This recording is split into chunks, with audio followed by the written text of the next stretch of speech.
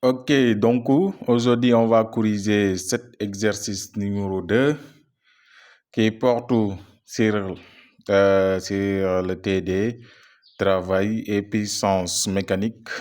Donc là, c'est niveau première S1, mais comme S2 aussi peut le faire. Donc, parce que, comme je l'ai dit toujours dans Java Academy, il n'y a pas de différence de niveau. Si tu es S, ça ce que tu peux résoudre n'importe quel exercice, qu'il soit exercice de S2, exercice de S1.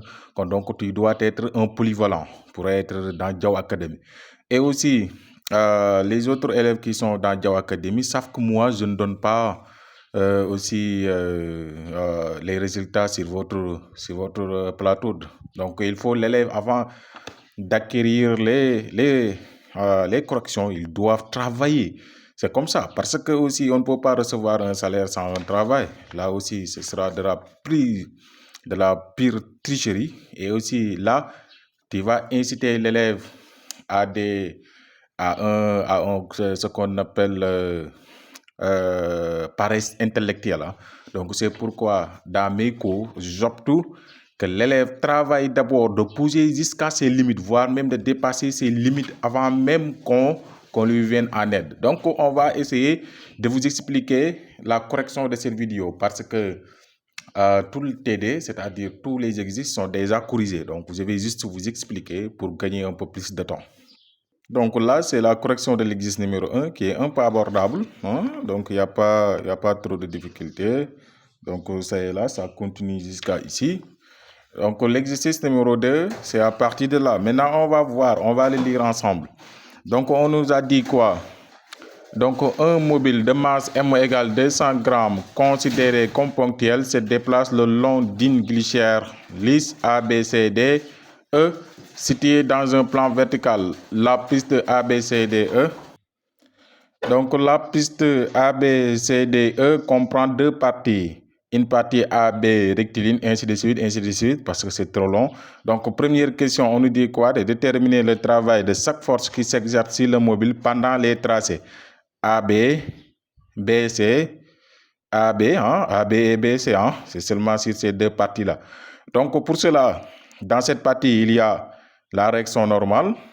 Donc, on nous a dit que dans cette partie-là, donc, il n'y a pas de force. Donc, oui, tout au long de la piste, tout au long de la piste, là, il y a la réaction normale, les forces de frottement qui s'opposent au déplacement. Il y a le travail du poids. Donc, il n'y a que trois forces. Donc, ça est là, c'est la partie AB, le travail du poids. Comme ça descend, donc si le solide descend, ce sera plus MGH ou autrement dit, c'est MGH. Avec H, ici, on a MO, on a G, donc il suffit de déterminer H. Donc H, ce n'est rien d'autre que la hauteur qui est là. Donc là, ça doit être un angle droit. Donc pour le faire, on peut appliquer, comme que c'est le côté opposé de cet angle-là, on peut appliquer sinus. Donc ce sera sinus de cet angle-là multiplié par la longueur AB. Donc après, vous remplacez et vous remplacez, vous remplacez chacun à sa valeur numérique et vous trouvez W de P égale 2 joules. Donc, le travail des forces de frottement sont toujours M, c'est-à-dire sont toujours opposés au déplacement. Donc, ce sera moins F fois L. Donc, le F, c'est déjà donné la valeur numérique. Le AB, c'est déjà donné. Ça va donner moins 1. Et le travail de Rn, c'est-à-dire la réaction normale, c'est nul. Pourquoi?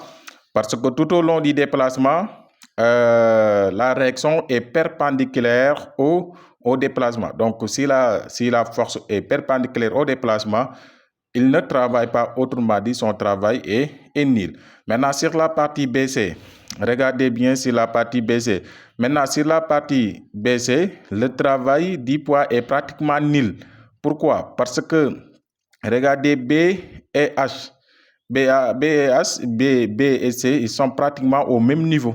Vous voyez, ils sont pratiquement au même niveau. Il n'y a pas d'écart. Il n'y a pas d'écart, il n'y a pas de hauteur. La hauteur ici, c'est égal à 0. Parce que, autrement dit, la hauteur, ce n'est rien d'autre que Z initial moins Z final. Et alors que Z initial et Z final sont égales. Donc ici, le poids ici ne travaille pas. Et aussi, la même chose, le Rn aussi ne travaille pas. Donc ce qui travaille ici, c'est les forces de frottement, qui n'est rien d'autre que moins M moins F fois l'arc BC. Avec l'arc BC, on avait dit que l'arc BC, ce n'est rien d'autre que cet arc BC, ce n'est rien d'autre que le rayon fois l'angle formé.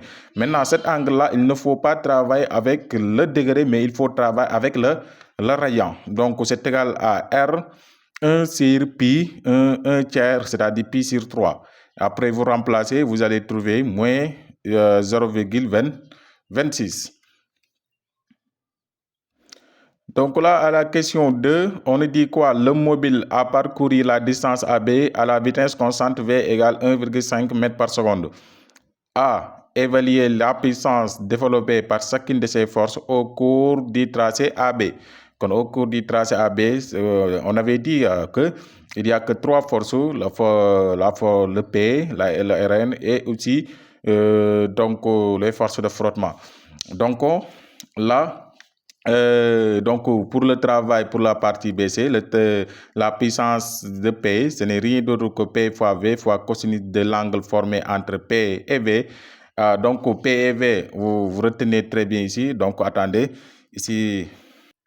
Donc là, je vais vous expliquer comment on a fait pour déterminer l'angle formé entre P et AB. Donc si je prends comme ça, là, vous voyez que là c'est AB. Donc l'angle formé entre P et AB, c'est ça, c'est cet angle-là. Hein? Vous avez vu, c'est cet angle-là. Donc là aussi, si je trace, c'est-à-dire là, un perpendiculaire ici. Donc si je trace comme ça, donc vous voyez, donc l'angle là, c'est l'angle alpha. Hein? Donc c'est l'angle alpha d'après l'énoncé. Donc on n'a rien inventé ici. C'est l'énoncé, c'est bêta con, c'est bêta ici. Donc là, c'est l'angle bêta. L'angle bêta ici. Donc cela veut dire quoi? Cet angle-là, c'est égal à combien? Ce gros angle-là, qui n'est rien d'autre que pi sur 2, moins cet angle-là. Alors que l'angle bêta-là, on le retrouve ici. Donc ce n'est rien d'autre que pi sur 2 moins bêta. Comme cosinus de l'angle formé entre P et AB, ce n'est rien d'autre que cosinus de pi sur 2 moins bêta. Et cosinus de pi sur 2 moins bêta en seconde, avec les relations trigonométriques, on avait dit que cosinus de pi sur 2 moins alpha égale à sinus de alpha. Hein? Donc là, on peut dire automatiquement c'est égal à sinus de bêta. Hein? Donc c'est bon. Donc c'est ça qu'on a fait ici. Donc cosinus de pi sur 2 moins bêta égale sinus de bêta. Hein? Donc après vous remplacez, ce sera MGV sinus de. Donc là c'est bêta ici au lieu de alpha. Là c'est bêta. Ok, ça va vous donner quoi? 0,2 fois 10 fois 1,5 fois sinus de 30 et qui va vous donner 1,5. Maintenant, vous faites la même chose avec maintenant l'angle formé entre si F il est là, si F est là, V, la vitesse V est là. Donc, vous voyez que là, le angle formé, c'est égal à 180 degrés. Alors que cosinus de 180 degrés, donc c'est égal à combien? C'est égal à moins 1. Donc, c'est pourquoi là, on aura, c'est cosinus de 180 degrés, cos de 180 degrés égale à moins 1. C'est pourquoi il y aura un moins ici. Donc, P de Rn, c'est égal à 0 parce que il ne travaille pas. Donc, qui ne travaille pas n'aura pas de puissance. Donc, c'est pourquoi que je vous disais que qui ne travaille pas aussi n'aura pas de place dans Diaw Academy aussi. Donc, après, dans la question suivante, on nous demande quoi? Calculer la durée delta de t de parcours du mobile sur le tronçon AB. Donc là, si on a la vitesse, donc il est très facile de déterminer la durée parcourue. Donc V égale D de si delta de t. Donc le D, on le remplace par L parce que c'est comme ça qu'il l'appelle sur delta de t. Donc, on tire delta de t. Delta de t est égal à L sur V. On remplace sa valeur. On va trouver 1,33 secondes. Et après, au niveau de la troisième question, on nous demande de déterminer le travail de chacun des forces s'exerçant sur le mobile pendant la montée CD. C'est-à-dire ici, toujours ce sont les mêmes forces qui s'exercent, toujours ces trois forces-là, à savoir F, P et Rn. Donc, là, vous voyez, là c'est MGH avec H égale à R2 moins 1 moins cosinus de bêta. Donc là, on va vous expliquer comment on a déterminé H. Donc pour cela, il nous faut nous matérialiser un petit peu la figure. Donc là, pour la hauteur H, on avait dit que c'est le Z initial, si par rapport au vertical. Donc si je prends ça comme la verticale ici, si je le projette par rapport au vertical, là aussi par rapport au vertical, donc distance bini, c'est cette distance-là qui va constituer notre H. Donc H bi égale combien? Donc vous voyez figure bini, configuration bi de configuration bini. D'ailleurs même ça ici on n'a même pas le vertical pour faire une projection, pour vous dire que élévation amul. Donc maintenant ici vous voyez il a bien signalé vertical pour nga def ces projections. Parfois les exercices vous orientent, mais il vous oriente de telle façon que mais vous ne vous rendez pas compte, donc parce que vous ne faites pas trop d'attention sur les détails. Donc là, c'est H. Donc cette distance-là égale combien? C'est ce gros distance-là qui n'est rien d'autre que R2 moins ce petit distance-là. Donc là, il a mis θ. Il a mis θ ici. Donc moins ce petit distance-là. Là, je rappelle que là, c'est un angle droit. Donc là, c'est le côté adjacent de cet angle-là. On peut utiliser cos. Donc c'est égal cosinus de θ R2. Après là, on peut factoriser par R2. Donc, ça va nous donner 1 moins cosinus de θ. Donc, après, vous le remplacez ici. Où est-il encore? Donc, là, ok. Donc, ce sera R2 moins 1 moins cosinus de θ. Vous le remplacez et le reste, c'est simple. Vous trouvez, vous mettez chacun à sa valeur. Donc, toujours, vous voyez là, c'est l'arc formé. Donc, toujours, vous le transformez. Vous voyez θ. Le θ, où est-il encore? Où est la valeur de θ? Ok, donc vous voyez, θ, on nous a donné 45. On vous a donné 45 degrés. Maintenant, dans les calculs, on n'utilise pas 45 degrés, mais on utilise le radian. Quand on le convertit en radian, donc ça va vous donner pi sur 4. Donc après, ça va vous donner WDF égale à moins 0,2 joules. Et sur la dernière question, on vous dit quoi? Arrivé au point D, moins ce point-là, le mobile rencontre l'extrémité libre d'un ressort placé horizontalement. Le ressort subit alors une compression.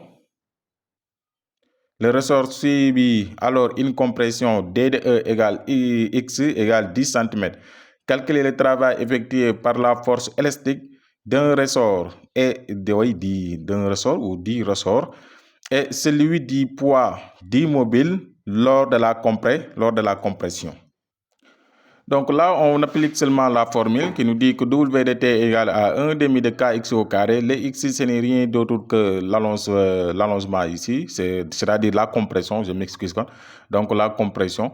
Donc ici, on va remplacer parce que tout a été donné. C'est seulement l'attention que vous devez faire ici, c'est de convertir le centimètre en mètre tout court et après vous l'emplacez, vous allez trouver la valeur qu'on vous a demandé.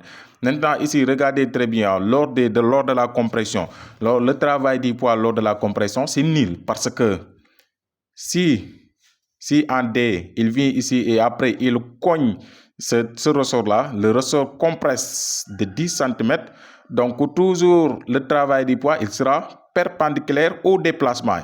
Vous voyez, il est toujours perpendiculaire au déplacement. Donc, si un travail est perpendiculaire au déplacement, son travail est nul parce qu'il ne travaille pas. Donc, on va vous donner rendez-vous dans notre prochaine vidéo, Inch'Allah.